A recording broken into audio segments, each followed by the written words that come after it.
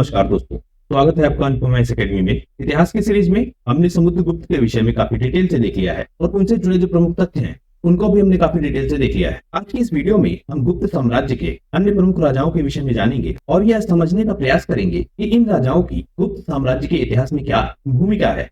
तो मैं अनुपम तिवारी स्वागत करता हूँ आपका अपने इस YouTube चैनल पर। आइए जानते हैं गुप्त साम्राज्य के प्रमुख राजाओं के विषय में। तो हमने जब गुप्त साम्राज्य की चर्चा की थी तो कुछ राजाओं की चर्चा हमने ऑलरेडी की है। जैसे श्रीगुप्त सबसे पहला राजा मिलता है जो इस वंश की स्थापना करता है या इस साम्राज्य की स्थापना करता है। उसके बाद प्रमुख राजाओं में हम देखते हैं समुद्रगुप्त मिलता है जो एक प्रतापी राजा होता है इस गुप्त साम्राज्य का। तो आज हम समुद्रगुप्त के बाद के राजाओं के विषय में जानेंगे। सबसे पहले राजा मिलता है हमको चंद्रगुप्त द्वितीय, जो कि समुद्रगुप्त का पुत्र है और गुप्त साम्राज्य का अगला उत्तराधिकारी भी है। इस चंद्रगुप्त द्वितीय को विक्रमादित्य के नाम से भी जाना जाता है। तो यह नाम आप याद रखिएगा, इतिहास में आपसे पूछा जा सकता है कि विक्रमादित्य किसका नाम है, तो आपको याद होना चाहिए कि यह चंद्रगुप्त द्वितीय का नाम है। 375 से 414 सी तक यह शासन व्यवस्था में बना रहता है। चंद्रगुप्त द्वितीय के विषय में कहा जाता है कि इसने अपने बड़े भाई रामगुप्त की हत्या की थी। इसका वृत्तांत हमको मिलता है जो विशाख दत्त का नाटक है देवी चंद्रगुप्तम। इस नाटक में विशाख दत्त यह वर्णन करते हैं कि किन कारणों से चंद्रगुप्त ने अपने बड़े भाई रामगुप्त की हत्या की थी। वो क्या रहा था, शकों का आक्रमण हो रहा था भारत पर और उस समय समुद्रगुप्त के बाद राजा बनते हैं रामगुप्त। रामगुप्त क्या करते हैं, शकों के सामने हार मान लेते हैं, शक आक्रमणकारियों के सामने घुटने टेक देते हैं और अपनी पत्नी ध्रुव देवी प्रथम को इन शक राजाओं के सामने समर्पित कर देते हैं। इससे चंद्रगुप्त द्वितीय को बहुत क्रोध आता है और वह अपने भाई के ही विरुद्ध खड़ा हो जाता है। तो चंद्रगुप्त द्वितीय इस रामगुप्त की पत्नी ध्रुव देवी का रूप रखता है और शक शिविर में जाता है। वहां यह सफलतापूर्वक शकों का विनाश करता है और ध्रुव देवी को वापस लेकर आता है। वापस लाने के बाद यह ध्रुव देवी से विवाह कर लेता है और उसके बाद अपने भाई रामगुप्त को मृत्यु दंड देता है। हम देखे हर्षचरित को, हम देखे काव्य मीमांसा, तो यह ग्रंथ भी इसी तरह की बात हमको बताते हैं। चंद्रगुप्त द्वितीय एक शक्तिशाली राजा के रूप में उभर कर आता है और इस समय हम पाते हैं कि गुप्त शक्ति है वह अपने चरम पर होती है। इस चंद्रगुप्त द्वितीय के कुछ अन्य नाम भी हमको मिलते हैं, जैसे देव, देवगुप्त, देवराज, देवश्री। अपने समय में यह सबसे शक्तिशाली राजा उभर कर आता है। समुद्रगुप्त के बाद समुद्रगुप्त ने एक बड़ी साम्राज्यिक व्यवस्था स्थापित की थी। उस बड़ी साम्राज्यिक व्यवस्था को यह न सिर्फ सजो कर रखता है बल्कि उसका विस्तार भी करता है। और जब भारत में होते हैं शकों के आक्रमण, उस समय यह नागों के साथ वैवाहिक संबंध स्थापित कर लेता है। इन नागों का जो साम्राज्य है वह हमको दक्कन के क्षेत्र में मिलता है और जब शक आक्रमणकारी आएंगे तो उनसे लड़ते समय नागों की तरफ से कोई आक्रमण ना हो, इसलिए यह वैवाहिक संबंध स्थापित होता है। जो राजकुमारी कुबेर नाग है उससे यह विवाह करता है और इसी से उत्पन्न होती है प्रभावती, जिसका बाद में वाकाटक परिवार के साथ विवाह होता है और जो वाकाटक साम्राज्य का रुद्रसेन द्वितीय है उसके साथ प्रभावती का विवाह संपन्न होता है। इस तरह से पहले तो यह नागों के साथ अपने संबंध को अच्छे करता है और बाद में फिर वाकाटक परिवार के साथ भी या वाकाटक वंश के साथ भी अपने संबंधों को सुधारता है और बाद में यह प्रभावती मदद करती है चंद्रगुप्त द्वितीय की, जिससे यह गुजरात के क्षेत्र को और काठियावाड़ के क्षेत्र को जीत लेता है। फिर यह विवाह करता है कर्नाटक के कदम्बों के साथ। वाकाटक के साथ भी वैवाहिक संबंध स्थापित होते हैं जो कदम्ब शासक है और मुख्यतः कहा कर्नाटक के क्षेत्र में। इनसे यह अपने पुत्र कुमारगुप्त प्रथम का विवाह करवाता है और राजनीतिक विस्तार को सफलतापूर्वक आगे बढ़ाता है। युद्ध के द्वारा भी यह साम्राज्य का विस्तार करता है, वैवाहिक संबंधों के द्वारा भी और युद्ध के द्वारा भी यह अपने साम्राज्य का विस्तार करता है। जो शक क्षत्रप है रुद्र सिंह तृतीय, इसको यह हराता है। आपने अभी देखा कि यह इसीलिए विवाह करता है नागों के साथ ताकि जब यह शक क्षत्रपों से लड़े तो उस समय नाग इस पर हमला ना करें। ये जो रुद्र सिंह है इसका क्षेत्र कहाँ है, पश्चिमी भारत में, और नागों का क्षेत्र कहाँ था, दक्कन के क्षेत्र में। तो दक्कन के क्षेत्र से आक्रमण ना हो इसके लिए नागों से विवाह संबंध और शकों का यह अंत करता है। इस शक आक्रमण के बाद यह गुजरात क्षेत्र, काठियावाड़ के क्षेत्र और पश्चिमी मालवा के क्षेत्र को गुप्त साम्राज्य में शामिल कर लेता है। जब यह शकों को हराता है तो जो शकों का शासन क्षेत्र है गुजरात और मालवा, इन पर अधिकार करता है। शकों को हराने से एक सबसे बड़ा लाभ इसको होता है कि जो पश्चिमी समुद्री पत्तन है या जो व्यापारिक स्थल है उन पर इसका अधिकार हो जाता है। इससे गुप्त साम्राज्य को व्यापार करने में काफी सुविधा होती है। शकों को हराने के बाद इसने अपनी राजधानी स्थापित की उज्जैन में और यह द्वितीय राजधानी बनकर उभरा। गुप्त साम्राज्य की प्रथम राजधानी इनकी क्या थी? पाटलिपुत्र। तो पहली राजधानी पाटलिपुत्र, और जब शकों को हरा दिया तो दूसरी राजधानी बन गई इनकी उज्जैन। इस वजह के बाद चंद्रगुप्त ने शकारी की उपाधि धारण की तथा व्याघ्र शैली के सिक्के भी जारी करवाए। एक घटनाक्रम मिलता है आपको महरौली के लौह शिलालेख के विषय में। यह शिलालेख जो दिल्ली का कुतुब मीनार है उसी के प्रांगण में मिलता है, उससे थोड़ी दूरी पर यह स्थापित है। कहते हैं कि इस लौह स्तंभ में आज तक जंग नहीं लगी है। इसको इस प्रकार से बनाया गया है। इसको गरुड़ स्तंभ के नाम से भी जाना जाता है, क्योंकि जो इसका ऊपरी भाग है उसमें गरुड़ का प्रतीक चिन्ह है। इसे सबसे पहले मथुरा में बनाया गया था, और जो विष्णु पहाड़ी है वहां भगवान विष्णु के मंदिर के सामने इसको लगाया गया था। बाद में इसको ले जाया गया कहां पर? दिल्ली में। और 1050 ईस्वी में जो दिल्ली का संस्थापक है अनंगपाल, वह इसे मथुरा से ले जाकर दिल्ली के क्षेत्र में स्थापित कर देता है। हालांकि कुछ लोग यह भी मानते हैं कि यह मौर्य वंश के शासक चंद्रगुप्त मौर्य से भी कनेक्टेड हो सकता है, लेकिन जो ज्यादा संभावना है वह इस बात की है कि यह चंद्रगुप्त द्वितीय से ही कनेक्टेड है। इस शिलालेख के अनुसार जो चंद्र है उसने 7 नदियों को पार करके सिंधु क्षेत्र को पार किया, और जो अफगानिस्तान का बल्ख क्षेत्र है जिसको हल्लिका कहा जाता है उनको हराया और उस क्षेत्र को अपने अधिकार क्षेत्र में ले आया। इस शिलालेख के माध्यम से हमको यह भी पता लगता है कि जो वंग क्षेत्र है अर्थात जो बंगाल का क्षेत्र है उसको भी इसने जीतकर अपने साम्राज्य में शामिल किया। चंद्रगुप्त द्वितीय के बाद जो अगला राजा मिलता है हमको वह है कुमारगुप्त प्रथम। इसका शासनकाल 414 ईस्वी से 54 ईस्वी तक हमको मिलता है। यह चंद्रगुप्त द्वितीय का पुत्र और उत्तराधिकारी होता है। यह चंद्रगुप्त द्वितीय की मृत्यु के समय गुप्त साम्राज्य का जो सबसे बड़ा हिस्सा मिलता है हमको काठियावाड़ का, वहां तक अपनी शासन व्यवस्था को संभाले होता है। और स्थिति यह बनी हुई थी चंद्रगुप्त द्वितीय के बाद कि ऐसा कोई शासक नहीं था जो गुप्त शक्ति को चुनौती दे सके। इसीलिए जब कुमारगुप्त शासन व्यवस्था में आता है तो कोई भी गुप्त साम्राज्य को चुनौती नहीं देता है, और इसीलिए हमको कुमारगुप्त के समय कोई बड़े सैन्य अभियान देखने को नहीं मिलते हैं। इसका शासनकाल राजनीतिक सुदृढ़ीकरण के लिए और समृद्धि के लिए जाना जाता है।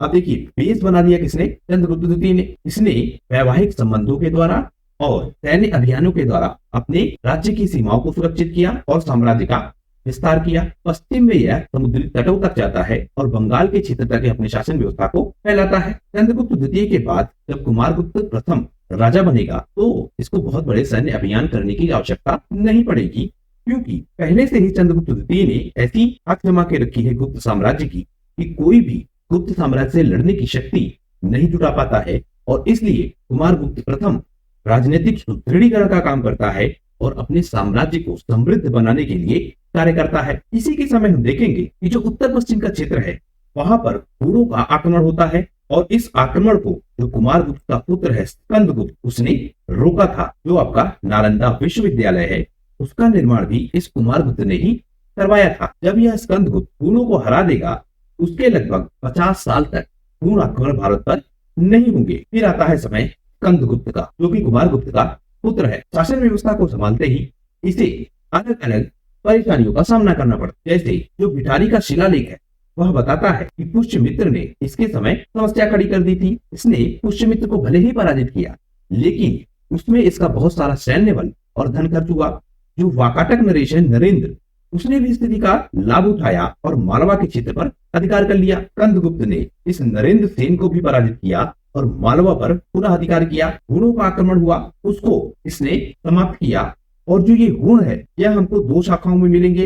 एक जाएंगे आपके यूरोप के क्षेत्र में और एक आएंगे आपके भारत के क्षेत्र में। जो ये यूरोप वाले थे इन्होंने रोमन साम्राज्य के खिलाफ भी कुछ इसी तरह की समस्याएं खड़ी की, और हुण आक्रमणकारी हिंदू कुश पर्वत को पार करते हुए फारस की खाड़ी को पार करते हुए भारत के क्षेत्र की ओर आते हैं और गांधार पर अधिकार कर लेते हैं। गांधार पे अधिकार के बाद यह गुप्त साम्राज्य को चुनौती देते हैं, लेकिन गुप्त साम्राज्य का राजा स्कंदगुप्त अभी उपस्थित है और वह हुणों को हरा देता है। ये 50 साल तक हुण यह हिम्मत नहीं कर पाते हैं कि वह पुनः भारत के क्षेत्र पर आक्रमण करे। इसी के समय गोविंद गुप्त का भी विद्रोह हो जाता है। यह स्कंदगुप्त का ही चाचा है और मालवा में यह गवर्नर के पद पर तैनात था। इसने विद्रोह कर दिया। इस विद्रोह को भी स्कंदगुप्त ने दबा दिया। तो आप देख रहे होंगे कि स्कंदगुप्त को कितने सारे विद्रोहों का सामना करना पड़ रहा है। जो अधीनस्थ राजा हैं जैसे मालवा के राजा, यह स्वतंत्र होने के लिए गुप्त साम्राज्य से विरोध कर देंगे।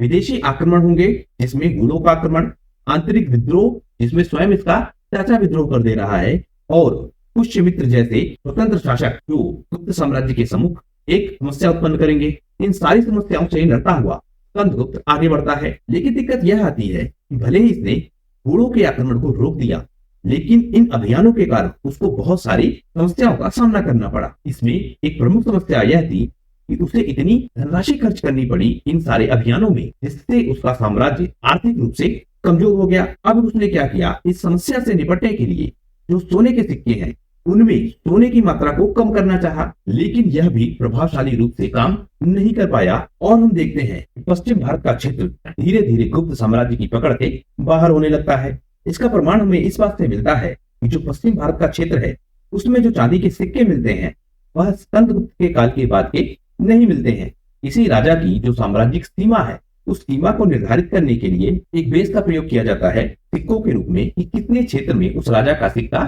चल रहा है। तो स्कंदगुप्त के बाद हम देखते हैं कि जो पश्चिमी भारत का क्षेत्र है वहां पर जो सिक्के चलेंगे उसमें गुप्त साम्राज्य का उल्लेख नहीं होगा। जो कहोम का अभिलेख है उसमें इस स्कंदगुप्त को शक्रोपन के नाम से जाना जाता है। तो यदि आपसे प्रश्न पूछा जाए कि शक्रोपन किसका नाम है, तो वह स्कंदगुप्त का नाम है। जो एक चीज चली आ रही थी सुदर्शन झील, जिसको हमने मौर्य साम्राज्य के समय से ही देखा था, निर्माण करवाया था चंद्रगुप्त मौर्य ने। उस सुदर्शन झील का यह पुनर्निर्माण करवाता है। क्यों करवाता है? जिससे सिंचाई व्यवस्था को काफी सुदृढ़ किया जाए और इसके पुनरुद्धार का कार्य सौंपता है जो सौराष्ट्र का गवर्नर है पर्णदत्त और उसका पुत्र चक्रपालिक। तो यह दोनों नाम आप याद रखिएगा, यह आपसे पूछा जा सकता है। तो पर्णदत्त और उसका पुत्र चक्रपालिक इस काम को संपन्न करवाता है। इसके निर्देशानुसार, स्कंदगुप्त के निर्देशानुसार। फिर आता है पुरुगुप्त, यह कुमारगुप्त का पुत्र और स्कंदगुप्त का सौतेला भाई है। स्कंदगुप्त की कोई अपनी संतान नहीं होती है, इसलिए जब स्कंदगुप्त की मृत्यु होती है तो उसके बाद जो उसका सौतेला भाई है पुरुगुप्त, वह राजा बनता है। क्योंकि पुरुगुप्त भाई है स्कंदगुप्त का, तो उम्र में भी थोड़ा सा ही यह छोटा होता है, इसलिए जब यह राजा बनता है तो यह पहले से ही बुढ़ापे की अवस्था को प्राप्त कर चुका होता है। अर्थात यह जब राजा बनता है तो यह काफी एजेड होता है, जिससे इसको साम्राज्य को संभालने में काफी दिक्कत होती है। और इसी के समय गुप्त साम्राज्य का पतन हमको प्रारंभ हुआ दिखता है। उसके बाद आता है कुमारगुप्त द्वितीय, पुरुगुप्त का उत्तराधिकारी है और सारनाथ का जो अभिलेख है उसमें इसका उल्लेख मिलता है। कोई बड़े काम नहीं कर पाता है कुमारगुप्त द्वितीय भी। तो आप देखेंगे दरअसल स्कंदगुप्त के बाद गुप्त साम्राज्य धीरे धीरे समाप्त होने लगेगा, और जब समय आएगा आपका कुमारगुप्त का, तो उस समय यह साम्राज्य लगभग समाप्त होने की कगार पे आ जाएगा। अब जो आपके राजा मिलेंगे जैसे बुद्धगुप्त, तो यह सिर्फ शासन व्यवस्था में रहेंगे और मुख्यतः इनका केंद्र होगा पाटलिपुत्र का क्षेत्र, वहीं पे यह सीमित हो जाएंगे। तो बुद्धगुप्त के विषय में देखें तो 475 से 485 ईस्वी का इसका काल मिलता है। यह पुरुगुप्त का पुत्र है और यह प्रमाणित होता है कहां से? जो नालंदा से प्राप्त मोहरे हैं उनसे यह प्रमाणित होता है। इसकी माता का नाम चंद्र देवी हमको मिलता है और वेनसांग इसी के समय आएगा और यह बताएगा कि यह बौद्ध मतानुयायी है। इसने नालंदा महाविहार को काफी दान दिया। उसके बाद राजा मिलेगा आपको नरसिंह गुप्त बालादित्य। इसके विषय में कहा जाता है कि यह अंतिम सबसे शक्तिशाली राजा हमको मिलता है गुप्त साम्राज्य का। यह बुद्धगुप्त का छोटा भाई है और इसके समय जो गुप्त साम्राज्य है वह 3 भागों में बढ़ जाता है। पहला क्षेत्र मगध का, जहां नरसिंह गुप्त राजा होता है। दूसरा क्षेत्र मालवा का, जहां भानुगुप्त राजा होता है। और इसी के समय, इस भानुगुप्त के समय ही एरण अभिलेख हमको मिलता है, जिसमें सती प्रथा का सबसे पहली बार भारत में साक्ष्य मिलता है। काल है कब? ये 510 ईस्वी का। आप समझिए हुणों के आक्रमण के बाद ही भारत में सती प्रथा का साक्ष्य मिलता है। यह आप ध्यान रखेंगे। एक राजा होता है बंगाल के क्षेत्र में वैद्यगुप्त, यह भी शासन व्यवस्था को संभालता है। तो नरसिंह गुप्त के समय जो गुप्त साम्राज्य है वह 3 भागों में बढ़ जाता है, मगध, मालवा और बंगाल। मालवा में भानुगुप्त राजा है और इसी के समय हमको एरण अभिलेख मिलता है। एरण अभिलेख आप जरूर ध्यान रखिएगा। सती प्रथा से संबंधित जब भी आप मेंस में चाहे आंसर लिखे, चाहे प्रीलिम्स में आपसे क्वेश्चन पूछा जाए, आप इसको कोट कर सकते हैं। इसने हुणों को, और हुणों का एक जो राजा है मिहिरकुल, बहुत फेमस राजा होगा मिहिरकुल, इसको पराजित किया। इसे परम भागवत की उपाधि दी गई। तो नरसिंह गुप्त बालादित्य ने मिहिरकुल को पराजित किया और नालंदा मुद्रा लेख में इसको परम भागवत की उपाधि दी गई। अगला राजा मिलेगा आपको कुमारगुप्त तृतीय। यह नरसिंह गुप्त का पुत्र है और गुप्त साम्राज्य इसके समय में एक सामंतवादी व्यवस्था में परिवर्तित हो जाएगा, मतलब अब गुप्त साम्राज्य सिर्फ एक सामंत बन के रह जाएगा। फिर मिलेगा आपको दामोदर गुप्त, यह कुमार गुप्त का पुत्र है और इसके समय में जो ईशान वर्मा का पुत्र है सर्ववर्मा, यह इसका प्रतिद्वंदी राजा है। और यह शासक कहाँ है? मौखरी का। सर्ववर्मा ने अपने पिता की पराजय का बदला लेने के लिए दामोदर गुप्त से युद्ध किया था और इस युद्ध में दामोदर गुप्त की हार हो गई थी। हम ईशान वर्मा और उसके पुत्र सर्ववर्मा से संबंधित टॉपिक्स को भी देखेंगे कि किस तरह से यह साम्राज्य स्थापित हुआ। हालांकि आप इतना ध्यान रखिए कि उस समय मौखरी का शासक था सर्ववर्मा, जो कि ईशान वर्मा का पुत्र था। ईशान वर्मा को गुप्त साम्राज्य ने पहले हराया, इसीलिए जब सर्ववर्मा राजा बनता है तो वह अपने पिता की पराजय का बदला लेता है दामोदर गुप्त से और दामोदर गुप्त को पराजित करता है। इसके बाद आएगा महासेन गुप्त, यह दामोदर गुप्त का पुत्र है और इसने जो मौखरी नरेश है अवंती वर्मा, उसकी अधीनता स्वीकार कर ली और उसे अपना संरक्षक राजा मान लिया। जो असम नरेश है सुवस्ती वर्मन, उसको इसने ब्राह्मणी के तट पर हराया और जो असफगढ़ का लेख है उस लेख के अनुसार यह बहुत पराक्रमी राजा है। उसके बाद मिलता है आपको देवगुप्त। देवगुप्त महासेन गुप्त का पुत्र है और इसके दो सौतेले भाई हैं, एक कुमार गुप्त और एक माधव गुप्त। इसने गौड़ शासक शशांक के सहयोग से कन्नौज के मौखरी राज्य पर आक्रमण किया और गृह वर्मा की हत्या कर दी। उसके बाद मिलेगा आपको माधव गुप्त, यह हर्षवर्धन के काल में राजा है और मगध के सामंत के रूप में कार्य कर रहा था। किसके लिए? हर्षवर्धन के लिए। यह हर्षवर्धन का घनिष्ठ मित्र था और जब हर्षवर्धन ने शशांक वंश पर आक्रमण किया था, उनके साथ युद्ध हुआ तो यह उनके सहयोगी के रूप में शामिल था। और जब हर्षवर्धन की मृत्यु हो जाती है, इसने स्थिति का लाभ उठाया और स्वयं को स्वतंत्र शासक घोषित कर दिया। तो हमने देखा कि किस प्रकार से श्रीगुप्त के द्वारा गुप्त साम्राज्य स्थापित हुआ। समुद्रगुप्त उसको काफी आगे ले गया। फिर हमको मिलता है चंद्रगुप्त द्वितीय, जो इसको काफी मजबूत शासन व्यवस्था में परिवर्तित करता है। चंद्रगुप्त के बाद इस शासन का पतन होने लगता है और धीरे धीरे यह जो केंद्रीय शासन था सामंतवादी शासन में बदल जाता है और अंत में आकर ये सामंत बन जाते हैं हर्षवर्धन के। और जब माधव गुप्त को मौका मिलता है हर्षवर्धन की मृत्यु के बाद, तो वह स्वयं को स्वतंत्र शासक घोषित कर देता है और गुप्त साम्राज्य पुनः उभर कर आता है एक स्वतंत्र शासक के रूप में। लेकिन पहली जैसी व्यवस्था को या पहली जैसी पोजीशन को यह फिर से हासिल नहीं कर पाएगा और गुप्त साम्राज्य समाप्त हो जाएगा। माधव गुप्त को अंतिम शासक माना जाएगा क्योंकि इसके बाद जो गुप्त साम्राज्य के सिक्के हैं वह हमको नहीं मिलेंगे। हालांकि चंद्रगुप्त के बाद ही गुप्त साम्राज्य के सिक्के मिलना हमको कम हो जाते हैं, गुप्त साम्राज्य का प्रभाव क्षेत्र हमको दिखना कम हो जाता है। लेकिन माधव गुप्त के बाद हमको गुप्त साम्राज्य के किसी बड़े राजा का नाम नहीं मिलता है। तो इस तरह से ये वो सारे प्रमुख राजा हैं जो गुप्त साम्राज्य से संबंधित है। आशा करता हूँ यह वीडियो आपको पसंद आया होगा। अगर वीडियो आपको पसंद आया है प्लीज शेयर कीजिए इसको ज्यादा से ज्यादा लोगों तक और सब्सक्राइब कीजिए इस चैनल को। आपका हमसे जुड़ने के लिए बहुत बहुत धन्यवाद। आपका दिन शुभ हो।